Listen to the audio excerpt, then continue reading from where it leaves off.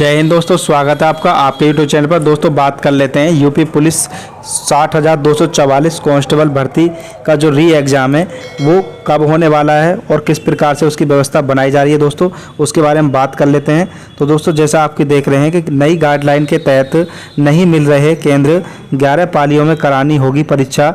दोस्तों जो उन्होंने नई नियम बनाए हैं, नई गाइडलाइन दी हैं, उसके अनुसार उन्हें परीक्षा केंद्र कम मिल रहे हैं, जिसके वजह से कम अभ्यर्थी एग्ज़ाम देंगे और इस प्रकार से लगभग 11 पालियों में ये एग्ज़ाम होने की संभावना है कि 11 पालियों में होगा। जबकि पिछली बार 2 पालियों में, 2 पालियों में यानी कि टोटल 4 पालियों में आपका पूरा एग्ज़ाम हो चुका था। लेकिन अब की बार अभ्यर्थी कम बैठ पाएंगे क्योंकि परीक्षा केंद्र कम है। पिछली बार परीक्षा केंद्र ज़्यादा थे, अब की बार कम है। उस वजह से इस परीक्षा को लगभग 11 पालियों में कराने का जो नियम है और जो सूची है उनकी बनी हुई है। आगे बात कर लेते हैं।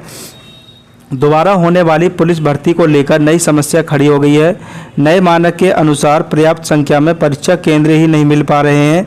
यहाँ सिर्फ 54 केंद्र ही मिल पाए हैं, जबकि विगत दिनों में हुई परीक्षा जिलों के 126 केंद्रों पर हुई थी। यही स्थिति रही तो जिलों में पुलिस भर्ती के लिए 11 पालियों में परीक्षा करानी पड़ेगी। दोस्तों जैसे कि पहले पिछली परीक्षा हुई थी उसके लिए आप जो भर्ती बोर्ड के पास 126 परीक्षा केंद्र थे, लेकिन अब की बार कुल 54 परीक्षा केंद्र मिले हैं। और जो पिछली बार 126 परीक्षा केंद्र थे तो वहाँ पर अधिक अभ्यर्थियों ने एक साथ एग्ज़ाम दिया था, तो आपका एग्ज़ाम 2 दिन में और 2-2 पालियों में यानी टोटल 4 पालियों में पूरा हो गया था।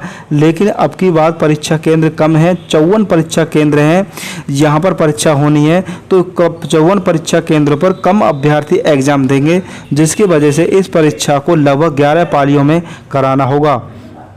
आगे बात कर लेते हैं। पुलिस भर्ती परीक्षा 17 और 18 फरवरी को कुल 4 पालियों में हुई थी।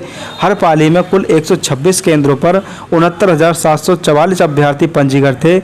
इस तरह से जिले में कुल 2,78,976 परीक्षार्थियों ने पंजीकृत थे और जो परीक्षार्थी थे वो पंजीकृत थे जिन्होंने एग्ज़ाम दिया था। दोस्तों पिछली बार 126 केंद्रों पर एग्ज़ाम हुआ था और प्रत्येक केंद्र पर 69,744 अभ्यर्थियों पे एग्ज़ाम दिया था, जिस वजह से 2,78,976 अभ्यर्थियों ने एग्ज़ाम पूरा कर लिया था 4 ही पालियों में 2 ही दिन में। लेकिन अब की बार अभ्यर्थी कम एग्ज़ाम देंगे और ज़्यादा पालियों में एग्ज़ाम आपका होने वाला है। आगे बात कर लेते हैं। पेपर लीक होने की वजह से वह परीक्षा निरस्त कर दी गई थी, अब उसे दोबारा कराने की कवायद शुरू हो गई है।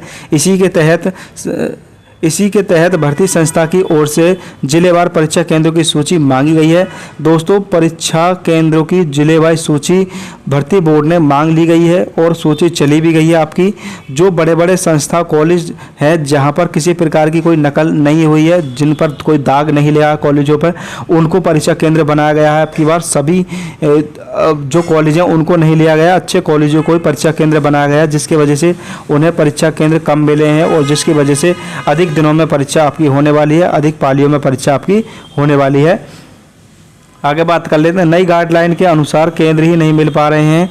जिला प्रशासन की ओर से अभी 51 शिक्षण संस्थाओं की सूची भेजी गई है, जिसमें एक पारी में 19,644 अभ्यर्थी परीक्षा दे सकते हैं। जो परीक्षा है वो परीक्षा अभ्यर्थी दे सकते हैं। जैसे कि पिछली बार एक सेंटर पर, एक परीक्षा केंद्र पर 69,000 अभ्यर्थियों ने लगभग एग्ज़ाम दिया था, लेकिन अब की बार परीक्षा केंद्र कम होने की वजह से कम अभ्यर्थी एग्ज़ाम देंगे, तो लगभग एक परीक्षा केंद्र पर 19,644 ही अभ्यर्थी परीक्षा दे सकते हैं।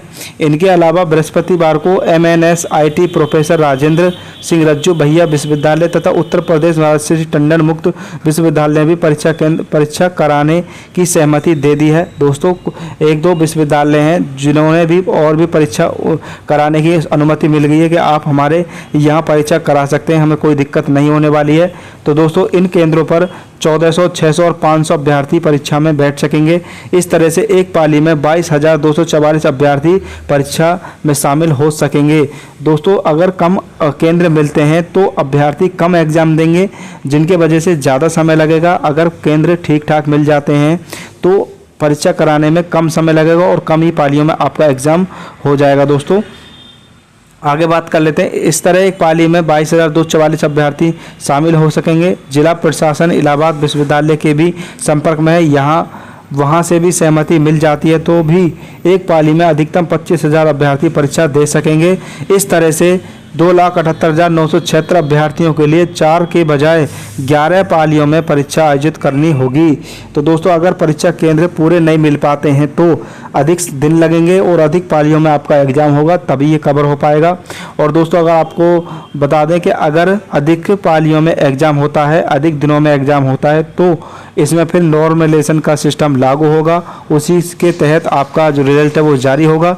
तो दोस्तों, अगर आप चाहते हैं यूपी पुलिस संबंधित सभी छोटी छोटी जानकारी आपको समय से मिलती रहे तो आप हमारे चैनल को सब्सक्राइब कर लें, बेल आइकन को दबा दें, ताकि यूपी पुलिस संबंधित सभी छोटी छोटी सूचना आपको समय से मिलती रहें, ताकि आप समय से अपडेट रहें और सभी सूचना आपको समय से मिलती रहें।